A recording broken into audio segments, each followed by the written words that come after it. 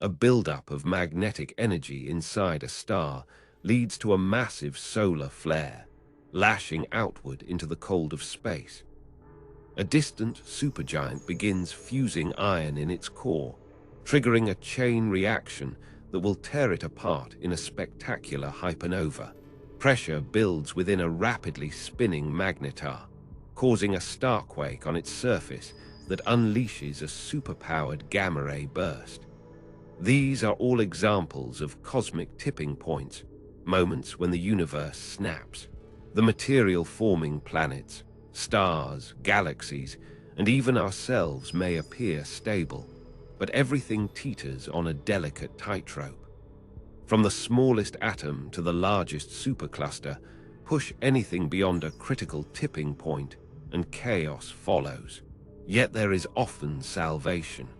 Almost always, some subatomic safety net activates to wrestle back stability and prevent total destruction, a way for order to keep chaos in check.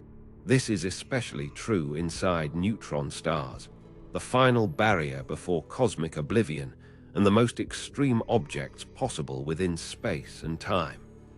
These are tiny, incomprehensibly heavy dead stars that spin at dizzying speeds. Their very existence strains the laws of physics. Surface gravity is so strong that mountains can only form fractions of a millimeter high. If you dropped something, it would reach half the speed of light before hitting the ground, and they only become more extreme as we explore deeper, diving through denser and denser layers. The bizarre secret of what lies at their center, where matter is under pressures unseen elsewhere in the cosmos, may force us to rethink our understanding of the universe. They are the ultimate physics experiments, forcing ordinary matter into extraordinary situations, teetering on the edge of oblivion. To understand the interior of neutron stars is to understand the true nature of reality. So just how far can you push the universe before it breaks? Stars are made of extreme states of matter. On Christmas Eve 2024, while Earth celebrates, the Parker Solar Probe shatters records. Hurtling through space at 200 kilometers per second, it swoops within 6 million kilometers of the solar surface, the closest any human-made object has ventured to our sun. 6 million kilometers may sound far, but it places Parker inside the sun's outer atmosphere, a wispy layer called the corona. From here, the sun launches coronal mass ejections, mountain-sized bombs of subatomic shrapnel that can cause widespread power cuts if they reach Earth and overwhelm our magnetic field. The probe aims to shed light on this energy source. Below the corona lies a thin layer called the chromosphere, roughly 5,000 degrees Celsius, just before the visible surface, the photosphere. The photosphere constantly churns as superhot material bubbles up from below. It's an arresting image, but to truly understand this alien environment, what it's made of, and what our sun's interior means for the mysterious cause of neutron stars, we must go back over a century before Parker Solar Probe was conceived, to Calcutta, India. Among those affected was teenager Meghnad Saha. Born to a poor family in Dhaka, he earned a full scholarship to the British-run Dhaka Collegiate School, but was expelled for participating in protests. This event profoundly affected Saha, who remained active in politics, championing Indian independence. Despite this setback, his academic career flourished.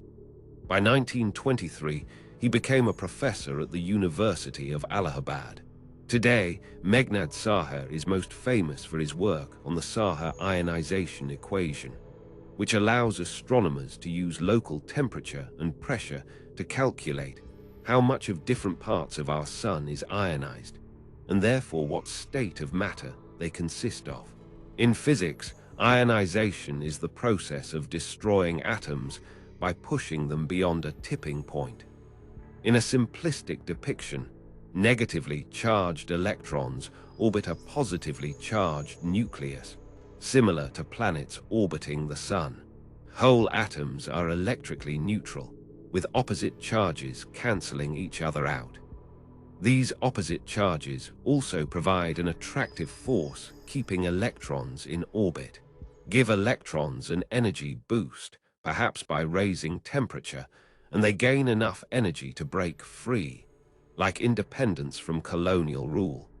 Physicists call this ionization.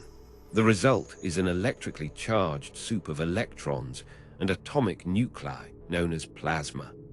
We learn in school about solids, liquids, and gases, but there are more states of matter, and plasma is one we'll encounter on our journey into neutron star centers. The Saha ionization equation tells us that despite a temperature around 5,500 degrees Celsius, the Sun's photosphere isn't hot enough to rip electrons from every atom. Instead, it's only partially ionized, a mixture of hot gas and plasma. We must dive deeper to find a region where plasma truly rules, where temperatures rise to at least 10,000 degrees Celsius. By the time we reach the inner quarter of the Sun, we enter its core. It's hard to convey just how extreme and dense this environment is. The sheer weight of all layers above crushes the center with unimaginable force. Pressure here is 250 billion times Earth's atmospheric pressure. Plasma is squeezed so tightly that density climbs to 150 grams per cubic centimeter, nearly 8 times denser than gold, despite the core largely being ionized hydrogen, the lightest element. A single tablespoon of core material weighs as much as a newborn baby. Filling an Olympic-sized swimming pool with core material would weigh more than the Titanic with all passengers and cargo. If gravity had its way, the Sun's core would buckle under this pressure and collapse. But it doesn't. The Sun remains stable for billions of years, walking an invisible internal tightrope. If gravity is the astronomical equivalent of destructive chaos, what plays the counterbalancing role of order? What keeps the Sun from crossing its tipping point? In the Sun's core, hydrogen is squeezed so tightly it fuses into helium. Every second, 620 million tons of hydrogen disappear, and 616 million tons of helium emerge. The missing mass converts into energy, meaning the Sun generates the equivalent of 4 million tons of sunshine per second. Yet the Sun is so dense that it takes an average of 170,000 years for this light to battle its way to the surface. The outward pressure from this nuclear energy, along with the core's searing heat, are the only things preventing the Sun from reaching a critical tipping point and collapsing. This delicate balance between outward pressure and inward gravity is called hydrostatic equilibrium. Physicists calculate it using the equation of state, describing the interplay between temperature, pressure, and density in a star's layers. A softer equation of state makes the core more compressible. A harder one offers greater resistance to gravity. Remember, equations of state are central to understanding neutron star interiors. Remarkably, astronomers know the Sun's core equation of state accurately, even though they can't see or get near it. One elusive subatomic particle offers invaluable assistance: the neutrino. The Sun's core produces prodigious neutrinos as a byproduct of fusing hydrogen into helium, a staggering 179 trillion every second. They pour out and spread through the solar system. Hold your hand to the Sun, and the number of solar neutrinos streaming through your thumbnail in 1 second exceeds Earth's population. The total neutrinos passing through your body over your lifetime roughly equals the number of stars in the observable universe. Neutrino production in the Sun's core is remarkably sensitive to the local equation of state, especially temperature. Tweak the temperature slightly, and neutrino numbers swing dramatically, making solar neutrinos the perfect thermometer for measuring the core's temperature, a whopping 15.7 million degrees Celsius. Understanding the Sun this way has far-reaching consequences. The Sun is by far our nearest star, 265,000 times closer than the next. While astronomers have studied other stars, details aren't as precise as for the Sun. Thus, astronomers use the Sun and its equation of state as a benchmark for all other stars. It's the ideal starting point for understanding how the equation of state changes when stars die. Indeed, the Sun may walk the tightrope of hydrostatic equilibrium for billions of years, but nothing lasts forever, even stars. Eventually, the Sun will exhaust its core fuel, and nuclear reactions will cease. With chaos temporarily trumping order, what happens next is guaranteed to be spectacular. In some stars, these spectacles of destruction lead to creating something truly bizarre. On March 18, 1915, acrid black smoke billowed as seawater surged through the French battleship Bouvet. It sank in 2 minutes, consigning 639 of its 710 crew to a watery grave. The sinking marked the start of one of the worst Allied defeats in World War I. The battleship was part of a fleet tasked with sailing down the Dardanelles Strait, one of the world's narrowest. The plan was to lay siege to Constantinople, now Istanbul, and force the Ottoman Empire, a key German ally, out of the war. Success would also protect the vital Suez Canal and open an ice-free sea route between Russia and Britain. Yet the sinking of 3 ships, including the Bouvet, forced Allied naval commanders to retreat. A new plan hatched amphibious landings to take the peninsula on foot. Over 500,000 Allied soldiers landed on coastlines around the Dardanelles. 57,000 never made it home. Among those seriously wounded at Gallipoli was 26-year-old Royal Marine Artillery officer Lieutenant Ralph Fowler, who took a bullet to the shoulder. While that Turkish bullet did little to change the war's course, it played a pivotal role in changing how we understand how massive stars become neutron stars when they die. Before the war, Fowler was a mathematician at Cambridge. Convalescing from his wound, he met Army captain and biophysicist Archibald Hill. Had Fowler not been shot, their paths likely wouldn't have crossed. Hill recruited Fowler into his notorious team of scientists and engineers, known as Hill's Brigands. Other members included Charles Darwin's son Horace and Arthur Milne. As a brigand, Fowler made significant contributions to anti-aircraft ballistics, earning him an Officer of the British Empire award in 1918. More importantly, his war work inspired him to shift from pure mathematics to physics.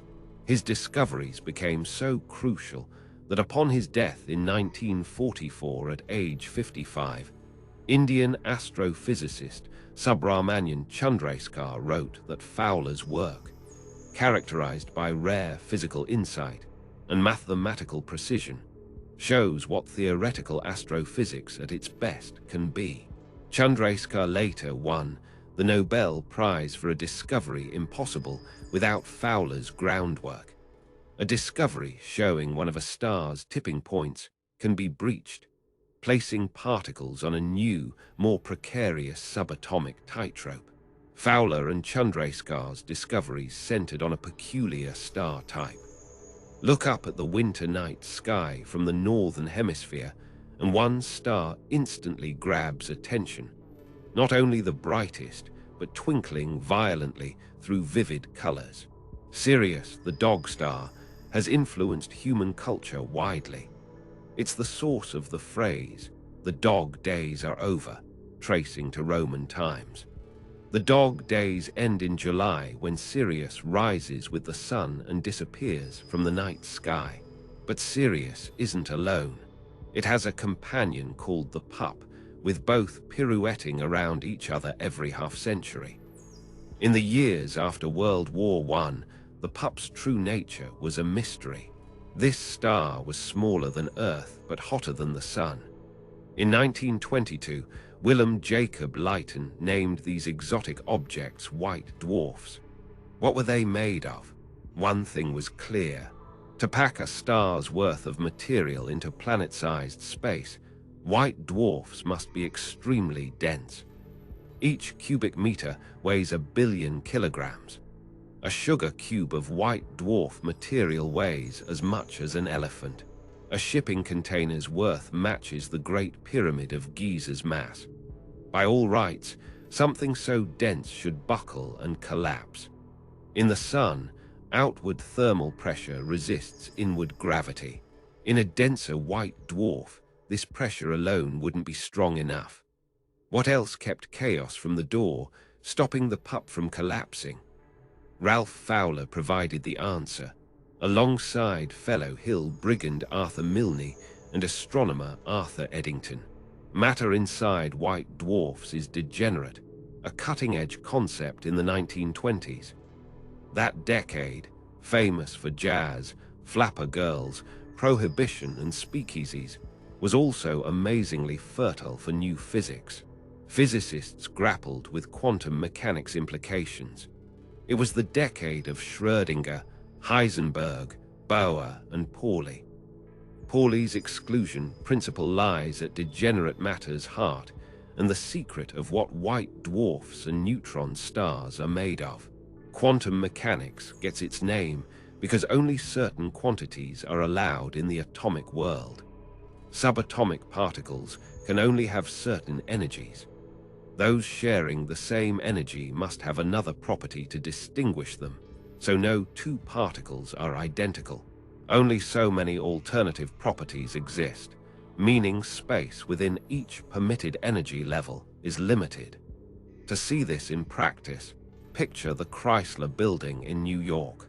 Imagine each floor represents a permitted energy level in the quantum world. Crucially, like real skyscrapers, each floor has a maximum legal capacity. Anyone else trying to get in is excluded, hence the exclusion principle. Inside the sun, particles are spread out enough to not trouble capacity limits. But when material is crushed to extreme densities inside white dwarfs, the situation changes. Quickly, the ground floor fills, then the first and second. No matter how hard gravity tries to squeeze more particles into lower floors, quantum physics forbids it. This offers formidable resistance to gravity's inward pull, degeneracy pressure. This was Fowler's big insight, arguably not widely recognized today, almost a century later. His relatively early death meant he likely never received the deserved Nobel Prize. Today, we know white dwarfs form when stars like the sun die. After death, half the star's mass ends up crushed to extreme densities in a white dwarf. The other half sheds like a snake's skin, puffing into an intricate cloud called a planetary nebula. This awaits our sun in about 7 billion years, but for the most massive stars, an entirely different fate awaits. Return to the night sky. Start at Sirius and move up and right. You'll soon stumble upon Orion's belt trio. Continue on the same line, and you'll hit a V-shaped star group, the Hyades cluster, representing Taurus, the bull's head. Horns protrude from the VS top. At the left horn's top, near star Zeta Tauri, lies the Crab Nebula, one of the sky's most famous gas and dust clouds. The Crab is a supernova remnant, the smoked-out ruins of a once mighty star. In 1054, Chinese astronomers wrote of a new guest star. It was visible during the day for nearly a month and took 2 years to fade from the night sky. Calling these events merely super does them a disservice. In seconds, a supernova emits more energy than the Sun will in its entire multi-billion-year existence. They're not rare either. A supernova detonates somewhere in the universe every 10 seconds, meaning over 100 have exploded since you started watching. Yet what lies at the Crab Nebula's heart is arguably more impressive: a neutron star. If white dwarfs seem incredibly dense, neutron stars are 100 million times denser. A mere tablespoon of neutron star material weighs more than all 108 billion humans who have ever lived combined. If white dwarfs are Earth-sized, neutron stars are city-sized. The Crab's neutron star is just 21 kilometers across, about London's size and narrower than Tokyo.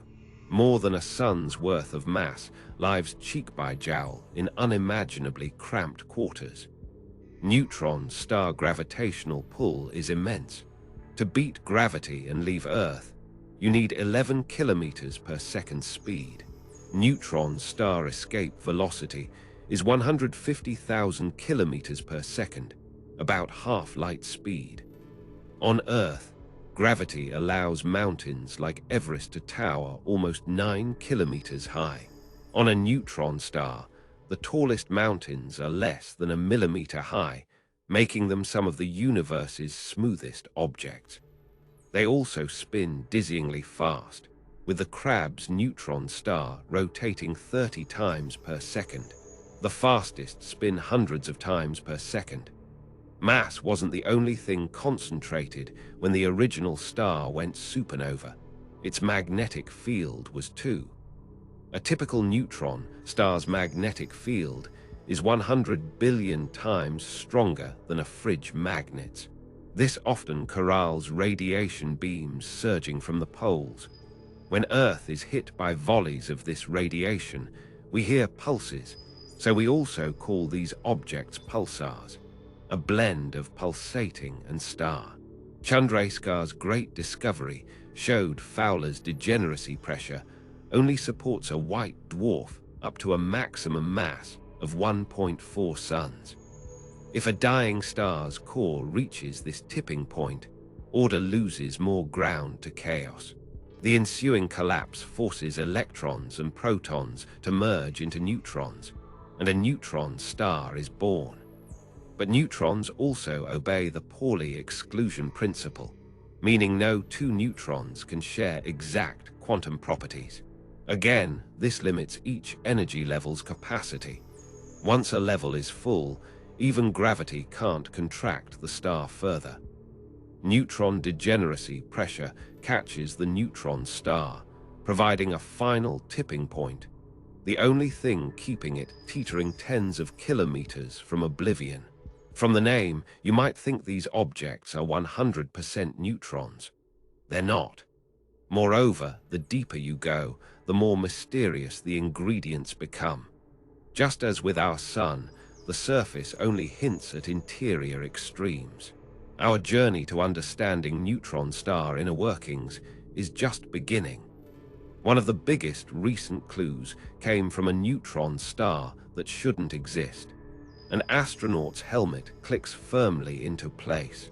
With the spacesuit sealed, on goes the backpack that will be their lungs for the next 6 hours. The airlock opens, and they glide into the inky void, hit by a cacophony of color, bluest blue etched with green, yellow, and white. Earth is a magnificent marble floating in space's empty black ocean. But there's little time to admire the view. A job must be done. One of many instruments bolted to the International Space Station exterior is faulty. NASA recently couriered a repair kit on a regular supply run. Now it must be painstakingly fitted by hand. The experiment is a washing machine-sized X-ray telescope called the Neutron Star Interior Composition Explorer, or NICER. Its thermal shields, 500 times thinner than a human hair, were damaged in May 2023, with the biggest hole postage stamp-sized. Excess, Sunlight spilled into the telescope, damaging its ability to peer at distant neutron stars. NICER was never designed for in-orbit repair, so its January 2025 fix was an audacious engineering feat. Astronomers were desperate to get NICER back to work because before damage, it provided tantalizing clues about what's really happening deep inside neutron stars. To uncover NICER's findings, we must journey through a neutron star's many layers. Hovering above a neutron star's surface sits a 10-centimeter thick atmosphere of hydrogen and helium, with diamond-like density and superheated to around 2 million degrees Celsius. By the time we reach the crust below, pressure is so high electrons strip from atomic nuclei, leaving an ionized sea of electrons, protons, and neutrons. Immense forces inside the crust twist protons and neutrons into strange, exotic structures unseen elsewhere. Nuclear pasta. Its existence remains theoretical, from detailed computer simulations of matter under extreme duress. If it exists, nuclear pasta would be the universe's strongest material, 10 billion times stronger than steel.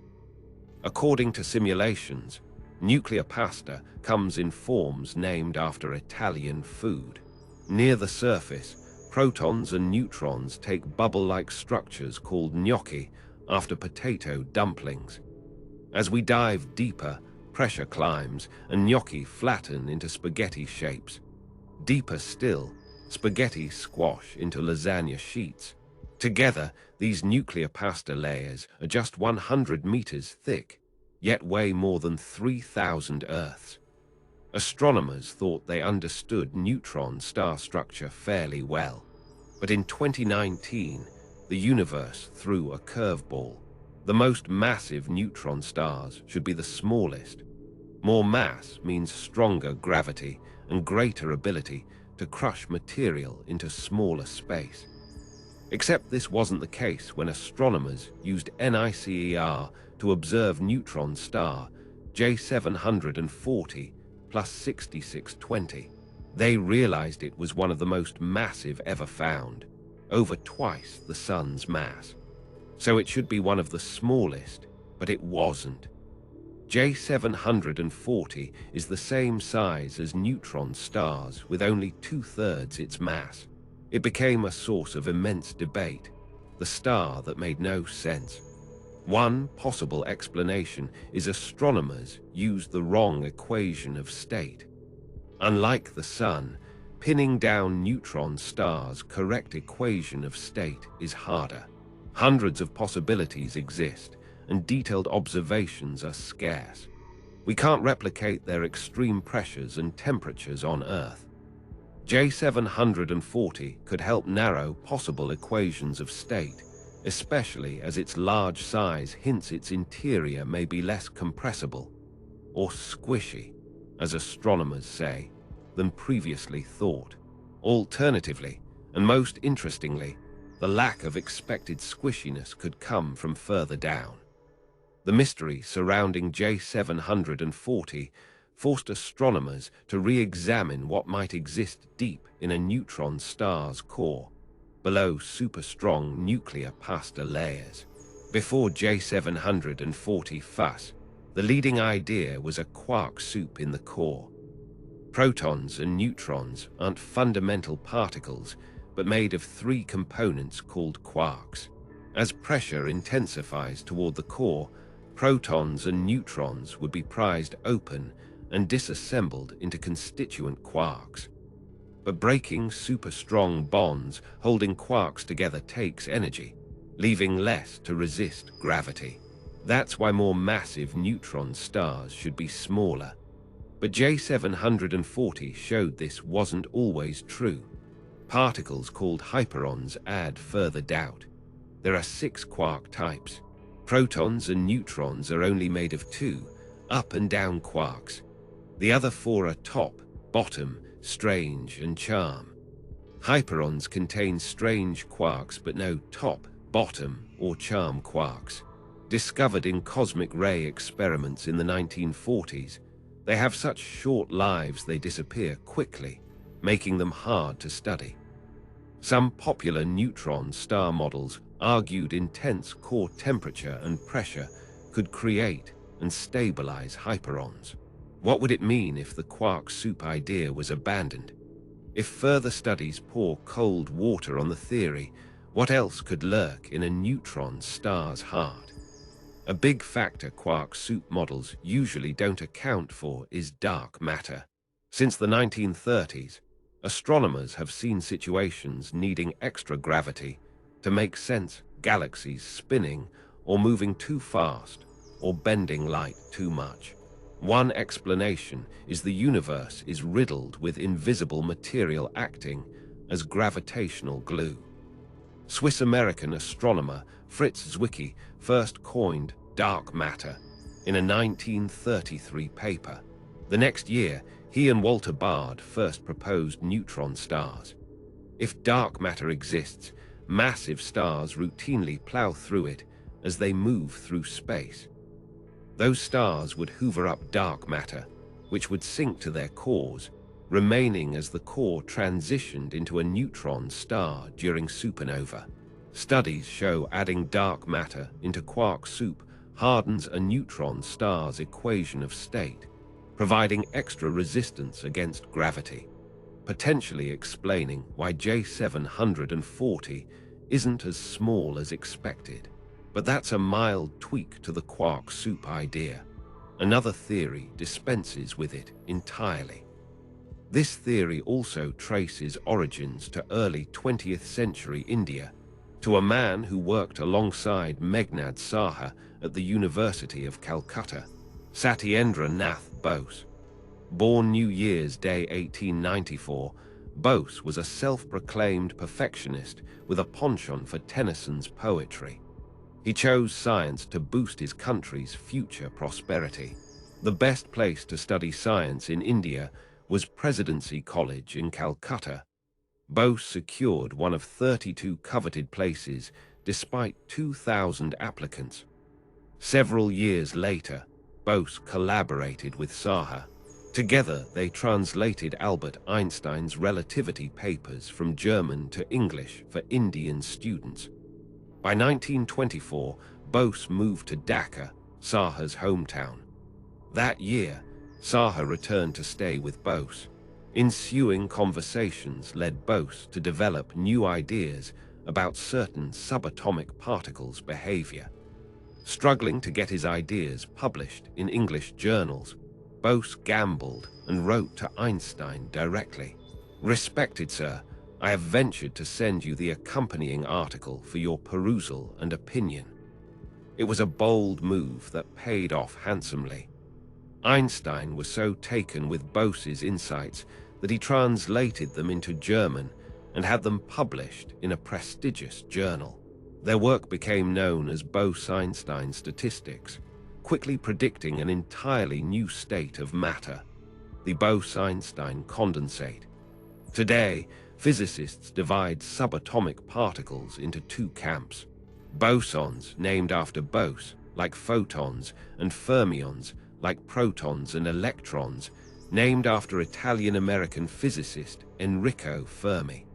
They're distinguished by a property called spin. Boson spin is always a whole number. Fermion spin usually equals a half. Crucially, spin has a direction, most commonly up or down. The Pauli exclusion principle strictly applies to fermions. Two protons or neutrons can't be in the same place simultaneously.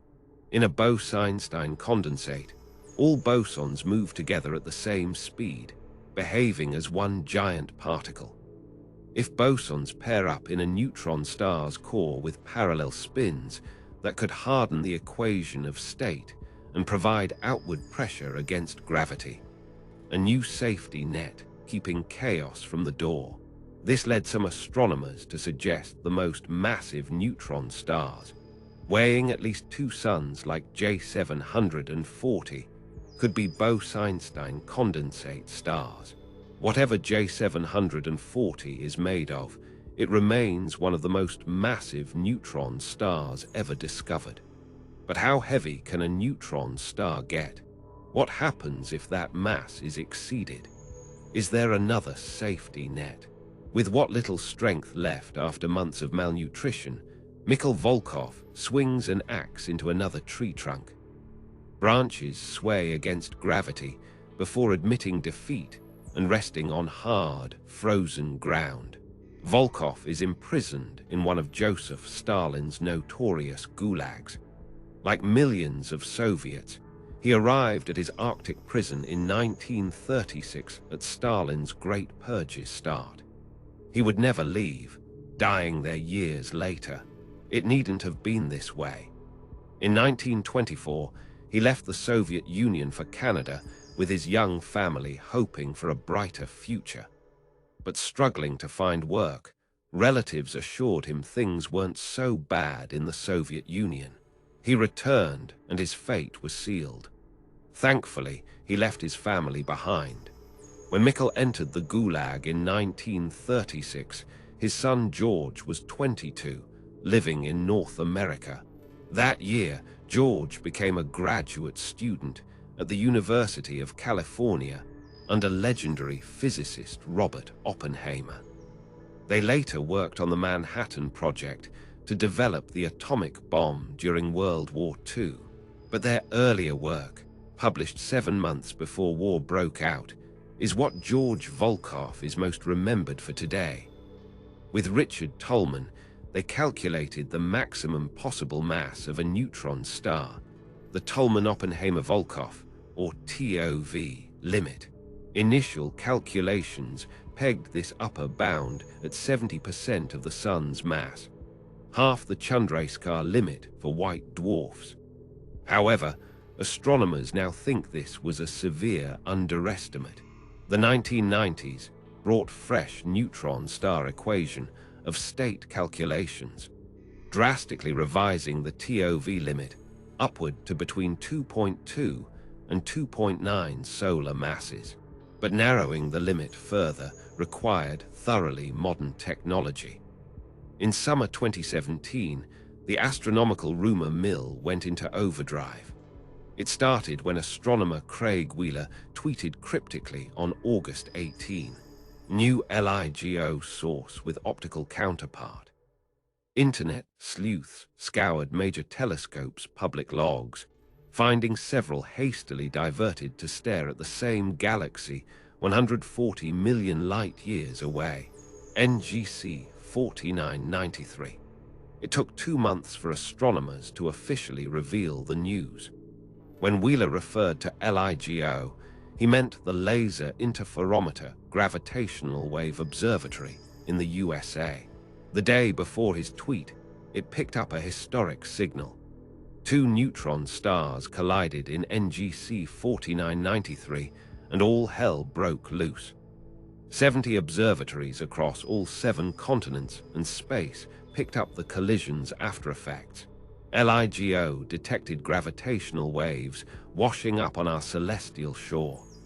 Just as swimmers, boats, and dolphins create waves in water, objects moving through space create gravitational waves, ripples in space's fabric.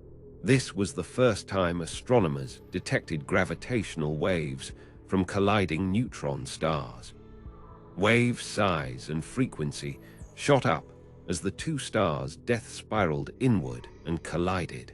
Poring over data, astronomers ruled out equations of state incompatible with observed gravitational waves, narrowing the TOV limit to between 2.01 and 2.17 solar masses.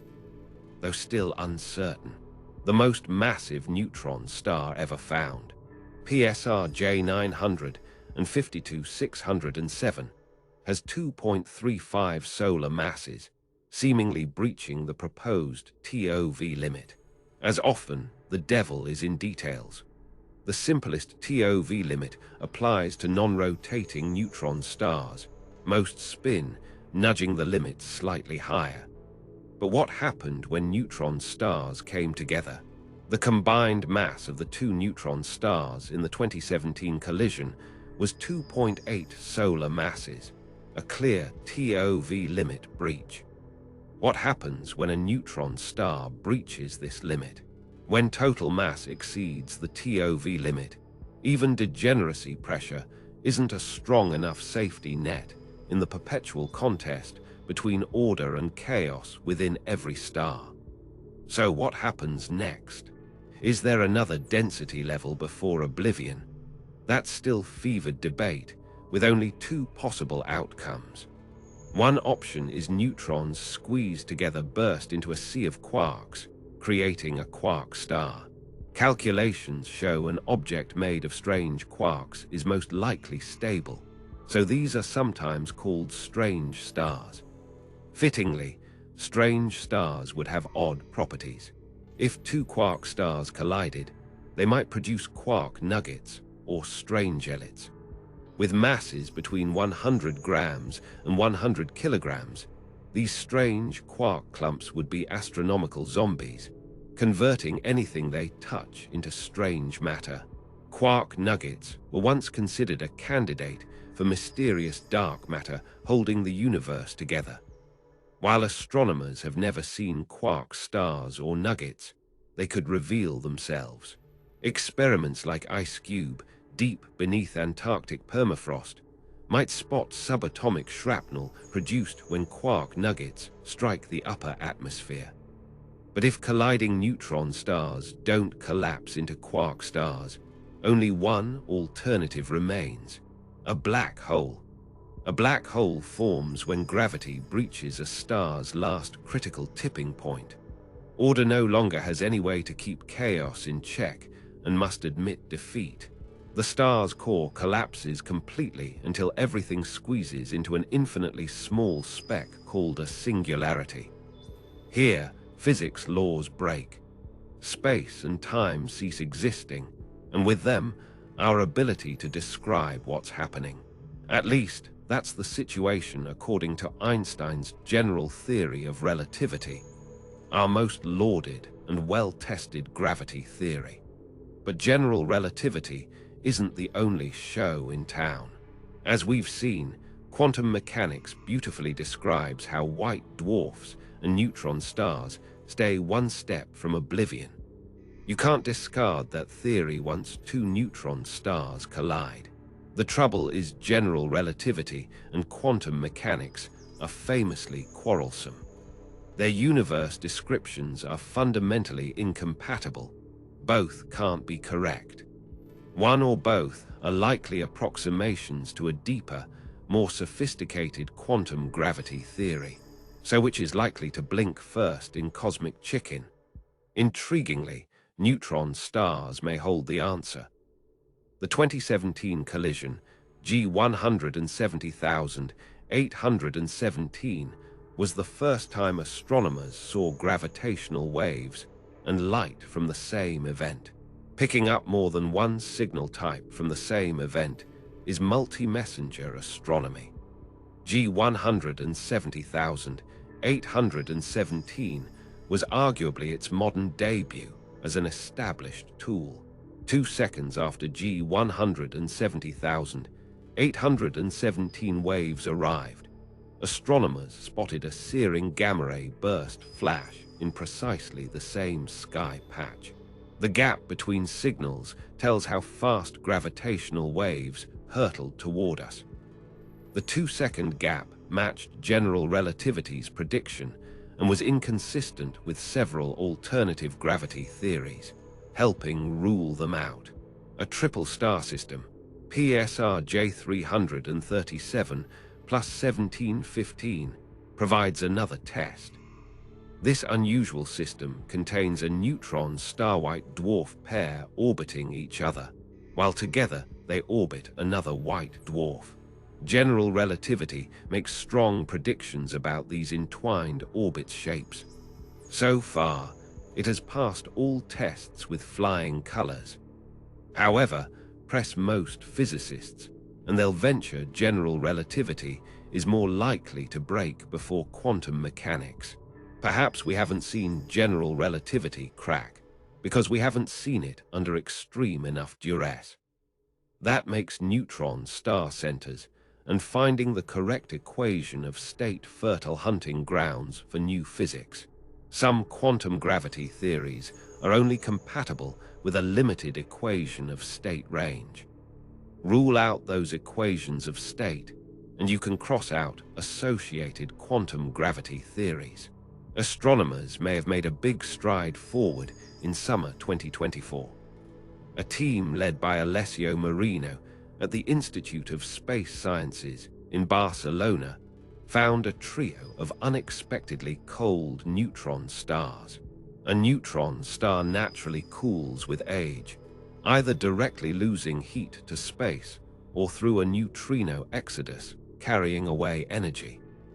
Heat loss rate is directly governed by what's happening inside and its equation of state. Marino's team used Chandra and XMM Newton space telescopes to study 3 neutron stars' X-rays. The hotter a neutron star, the more prodigiously it produces X-rays.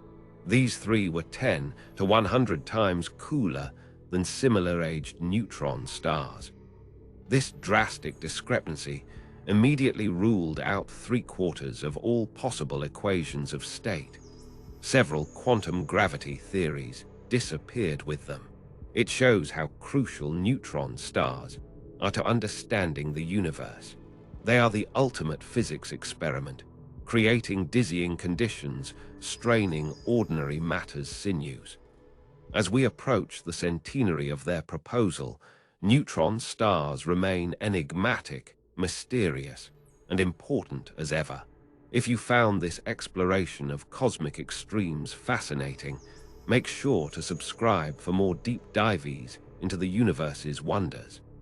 Hit the like button if you enjoyed, and share this video with anyone curious about the secrets of stars and beyond. Your support helps bring more content like this to light.